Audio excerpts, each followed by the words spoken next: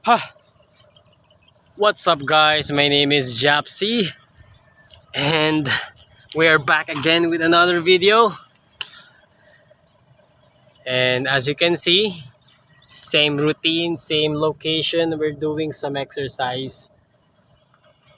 Papawis lang tayo ng konti.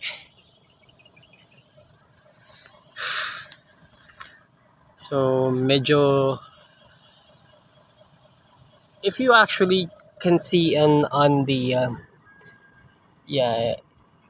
in the camera, malayo, sobrang layo siya. Sobrang layo ng daan. Kung iisipin mo, halimbawa nandito ka, andun yung goal mo. Sobrang layo ng daan, sobrang layo pag iniisip mo yung proseso, sobrang hirap, sobrang hirap. Parang ang hirap pag umpisa, ang hirap abutin yung dulo. Pero if you erase that thinking and just do it, hindi mo kailangan ng sobrang bilis, sobrang bilis ng pagtakbo, madaliin, no, hindi. All you need to do is to jog it. Just do jogging or marathon. Isipin mo lang nasa marathon ka. And then after, in a few minutes, andun ka na sa dulo. And pag nasa dulo ka na, hindi mo aakalain na nakuha mo yung isang bagay. Nakuha mo yung nakapunta ka sa finish line o naabot mo yung dulo na hindi mo napapansin.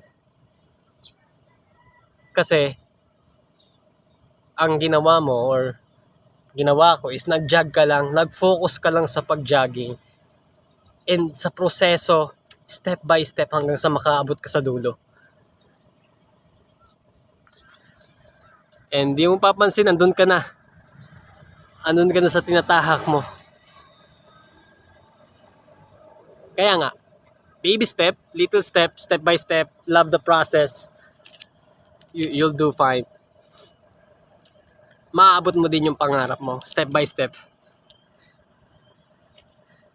And yung mga successful person naman, hindi naman nila nakuha yung goals and dreams nila ng overnight lang. Nang walang tulog, talagang trinabaho nila. Oo, that's hard work. Pero ang tawag doon is motivation lang. Kumbaga nag-spike lang yung momento or nag-spike lang yung adrenaline mo. And yun na, hindi sinunod mo na, dire-diretso mo na, wala kang pahinga.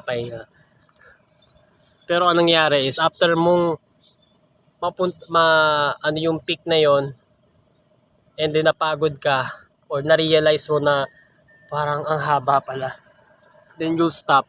A lot of people stop doing their shit, doing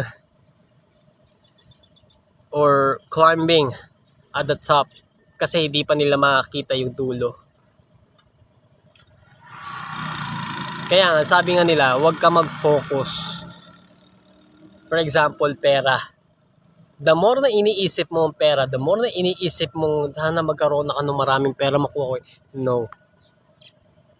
Hindi mo maaabot ang pangarap mo kapag yan ang iisipin mo. Pera. Kasi andun ka na sa andun ka na kagad sa dulo eh. Which is no.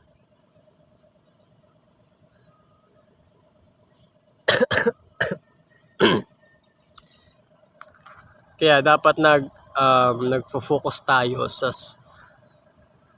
little goals, little achievements.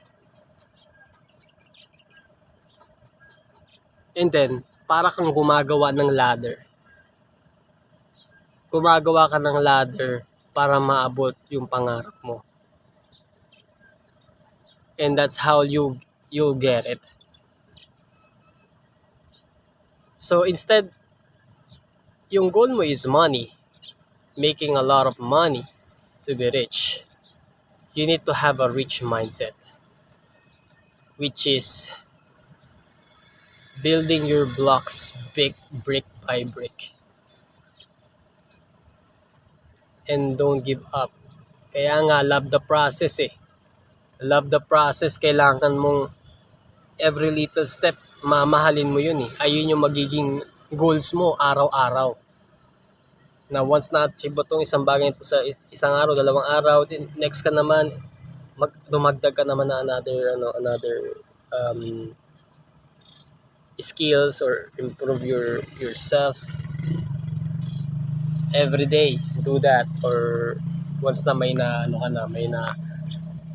achieve ka na isang skills, build your character, seek for another one.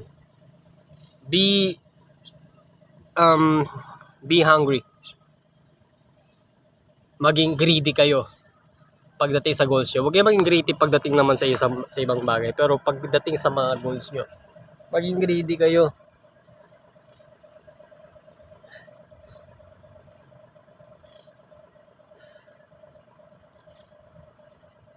And kanina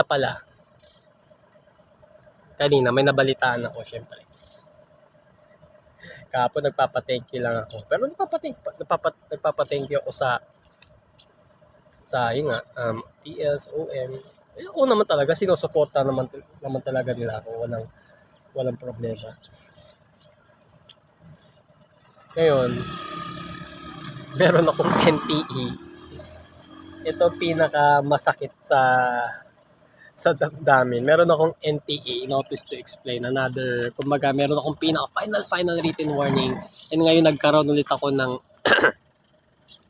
ng DA na isasubmit pa lang ata mamaya. So, feeling ko ang reason kung bakit sinabi sa ni TL kasi nga baka ma-demotivate ako. Mag-Friday pa naman mamaya. Then, yun nga, mag-cleanse yung final written warning ko.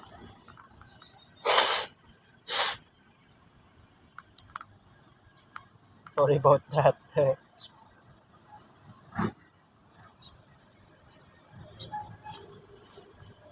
Sorry about that.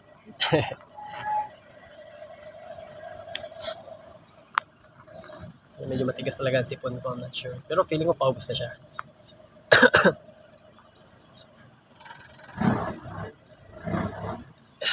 Yun nga, balik tayo sa topic. Kanina, yun nga, nalaman ko na may another NT na naman ako. 2 days na lang bago mag-refresh.